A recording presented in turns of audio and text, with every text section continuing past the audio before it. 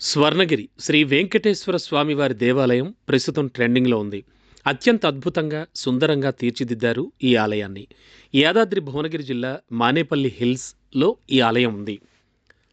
యాదాద్రి భువనగిరి జిల్లా మానేపల్లి హిల్స్ వద్ద ఈ ఆలయం ఉంది. ఇక్కడకు వెళ్లేందుకు టీజీఆర్టీసీ ప్రత్యేక బస్సులు కూడా ఏర్పాటు చేసింది. అలాగే ఉప్పల్ చౌరస్తా నుంచి ప్రైవేట్ వాహనాలు కూడా అందుబాటులో ఉంటాయి. ఉప్పల్ నుంచి దాదాపు 40 కిలోమీటర్ల దూరంలో ఉంది ఈ ఆలయం.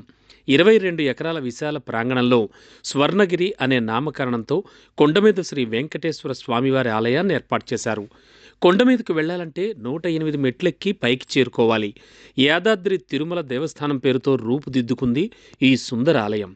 ఇక ఈ దివ్య స్వర్ణగిరి యాదాద్రి తిరుమల ఆలయంలో సుమారు 12 అడుగుల ఎత్తైన బృహత్ విగ్రహ రూపంలో శ్రీ వెంకటేశ్వర స్వామివారు కొలువై ఉంటారు. శ్రీవారితో పాటుగా శ్రీ పద్మావతీదేవి, శ్రీ గోదాదేవి, మదన గోపాలకృష్ణ స్వామివారు, గరుడాళ్వార్, శ్రీ రామానుజాచార్య ఉపాలయాలు కూడా నిర్మించబడ్డాయి.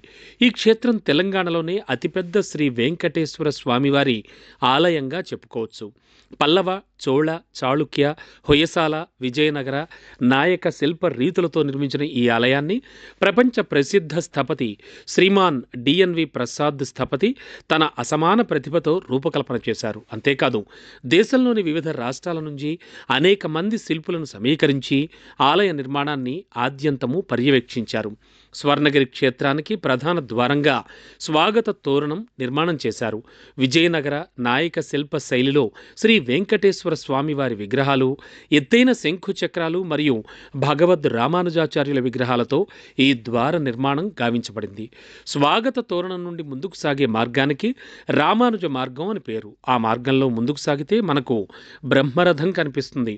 విశిష్టమైన స్వాగతాన్ని వర్ణించేటప్పుడు ఈ బ్రహ్మరథం పట్టారు అని అంటూ ఉంటాం కదా. స్వర్ణ గిరీసును దర్శించడానికే వచ్చే భక్తులకు స్వాగతం పలుకుతున్నట్టుగా సారీ స్వర్ణగిరీసుణ్ణి దర్శించడానికే వచ్చే భక్తులకు స్వాగతం పలుకుతున్నట్టుగా ఇక్కడ ఈ బ్రహ్మరథం ఉంటుంది. ప్రాచీన రథ నిర్మాణ లక్షణాలను అనుసరిస్తూ ఈ రథం శిలామయంగా నిర్మితమైంది. ఇక అక్కడి నుంచి కొంచెం ముందుకు వెళితే శ్రీవారి పాదాలు దర్శనమిస్తాయి. తిరుమల మొదటి మెట్టు అలిపిరిలో మనకు శ్రీవారి పాదాలు దర్శనమిస్తాయి. అవే పాదాలను అలిపిరిలో ఎప్పటికీ మనం దర్శించుకుంటూ వస్తున్నాం. ఆ విశేష సందర్భానికి గుర్తుగానే స్వర్ణగిరి మొదటి మెట్టు వద్ద ఇక్కడ శ్రీవారి పాదాలను ప్రతిష్ఠించారు. ఆ పాదాలకు అటు ఇటు జయ విజయ ద్వార పాలకులు సూచి హస్తముద్రతో శ్రీవారి క్షేత్రంలోనికి పవిత్రమైన భక్తిభావంతో ప్రవేశించమని సూచిస్తూ ఉంటారు. ఆ పక్కనే రోడ్డు మార్గం వద్ద శ్రీ రామానుజాచార్య స్వామివారి శిలామయ విగ్రహం ఒక శిల్ప శోభిత మండపంలో ప్రతిష్ఠితమై ఉంటుంది. ఆ రోడ్డు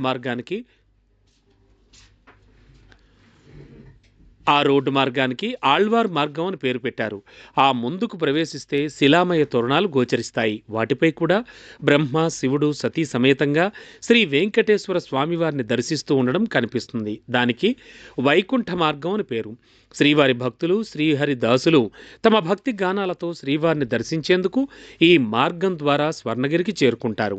ఈ మార్గంలో మనకు దశావతార విగ్రహాలు వరుసగా దర్శనమిస్తాయి. స్వర్ణగిరికి చేరగానే ఎదురుగా మనకు 54 అడుగుల ఎత్తైన ఏకశిలా స్తంభం కనిపిస్తుంది. పూర్వం మహారాజులు తమ విజయాలకు ప్రతీకగా ఏళ్ల శిలాస్తంభాలు ఆలయాల వద్ద ప్రతిష్ఠిస్తూ ఉండేవారు. వాటికి విజయ స్తంభం లేదా కీర్తి స్తంభం అనే పేరు. ఈ ఆధునిక కాలంలో భగవంతుని సేవ కంటే గొప్ప విజయం ఏముంటుంది?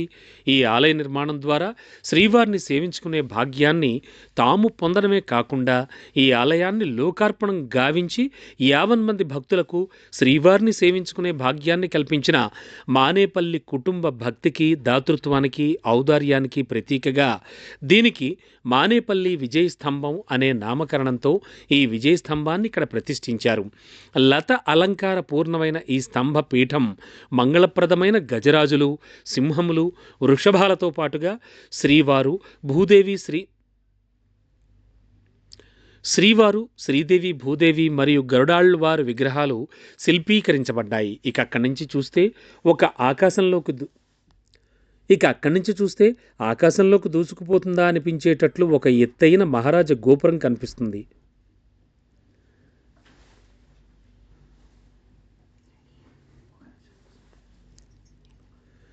శ్రీ వైకుంఠానికి 4 వైపులా 4 ద్వారాలుంటాయి. శ్రీవారు కొలువై ఉండే ఈ దివ్య ఆలయానికి కూడా ఒకే ఒక పొడవైన ప్రాకారం, దానికి 4 వైపులా 4 రాజగోపురాలు నిర్మితమై కనువిందు చేస్తున్నాయి.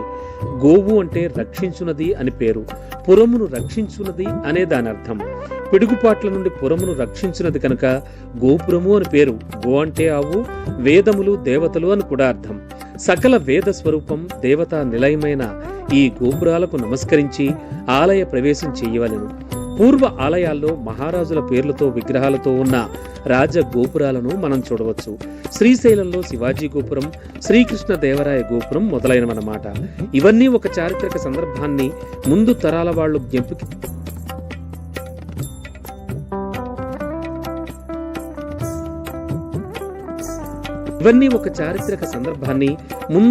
వాళ్ళు జ్ఞప్తికి తెచ్చుకునేలా ఏర్పడ్డాయి. అయితే ఈ దేవాలయ గోపురాలు 4 విషయంలో మానేపల్లి కుటుంబం వారు ఒక గొప్ప నిర్ణయం తీసుకున్నారు. 1000 ఏళ్ల క్రితం ఈ భువనగిరిని రాజధానిగా చేసుకుని ఆ కనిపించే భువనగిరి కోట నుండి ఈ తెలంగాణ ప్రాంతాన్ని పరిపాలించిన కళ్యాణి చాళుక్య రాజుల బిరుదాలను ఈ మహారాజ గోపురాలకు నామకరణం చేశారు.